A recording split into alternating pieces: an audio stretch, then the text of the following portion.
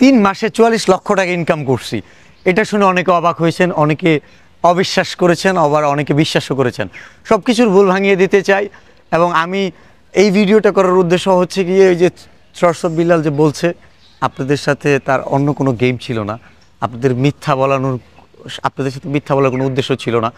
সত্য সবসময় সুন্দর হয় এবং সত্য প্রকাশ করতেই আমার প্রশান্তি লাগে। তো আমি যে 3 মাসে 44 লক্ষ টাকা ইনকাম করছি সেইটা আমি আপনাদের এই মুহূর্তে দেখাবো টোটালি। আমি স্ক্রিনশট চাইলেও দিতে পারতাম, বাট সেইটাও অনেকে বলে যে এডিট করা যায়, যে কারণে আমি আমার একদম পেজের ইনসাইডে পে আউটে চলে যাচ্ছি এবং আমি লাস্টের যে ফিনিশিং, কেন আমার এটা বলার উদ্দেশ্যটা কি সেটাও ক্লিয়ার করব। চলেন আমার ফেসবুকে চলে যাই।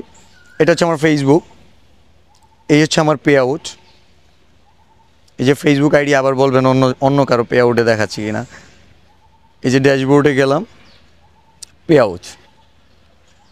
পে আউটে এখন অনেক কম, এটা নিয়ে বলতেছি। লাস্ট 3 মাসের ছিল, যেটা জানুয়ারি, ফেব্রুয়ারি, মার্চ। আমার প্রথমে চলে যায় জানুয়ারি, কোথায় আছে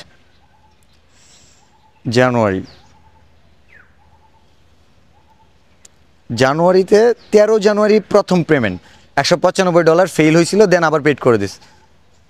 সেন্টের হিসাবটা করতেছি না, $195।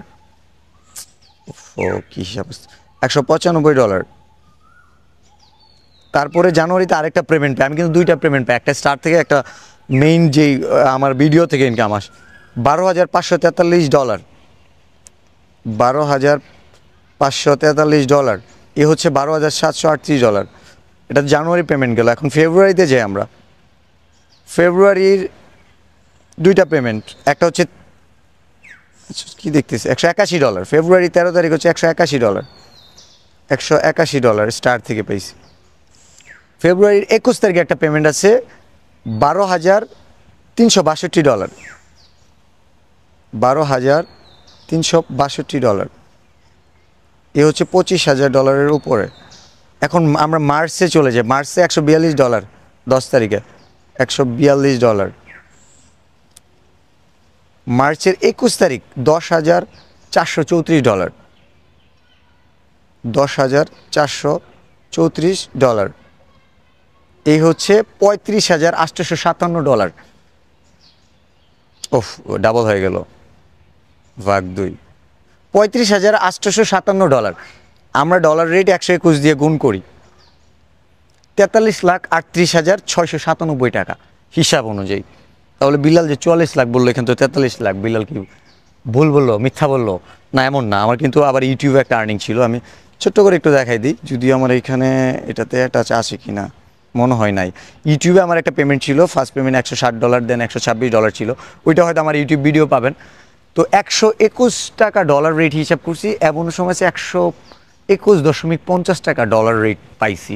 তো সব কিছু মিলিয়ে 14 লাখ টাকা ছিল, 44 লক্ষ টাকা ছিল, 1 টাকাও কম ছিল না। আর সবচেয়ে মজার ব্যাপার যেটা, এইটা যদি অবাক মনে হয়, প্রতি মাসে 100 মিলিয়নেরও বেশি ভিউজ ছিল। মানে আমার ভিডিওগুলো 10 কোটি, 11 কোটি, 12 কোটি মানুষ দেখতো প্রতি মাসে।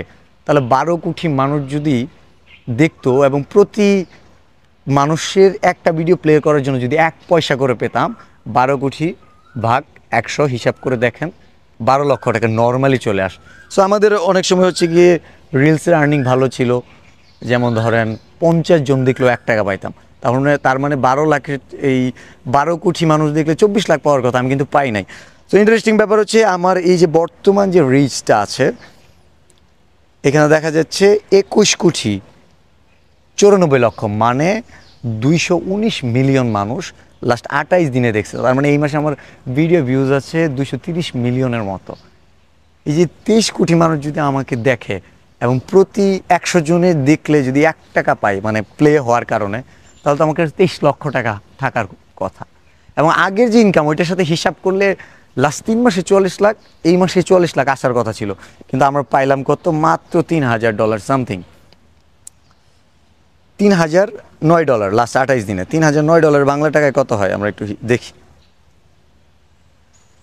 3,009 গুণ 121, 3,64,000 টাকা।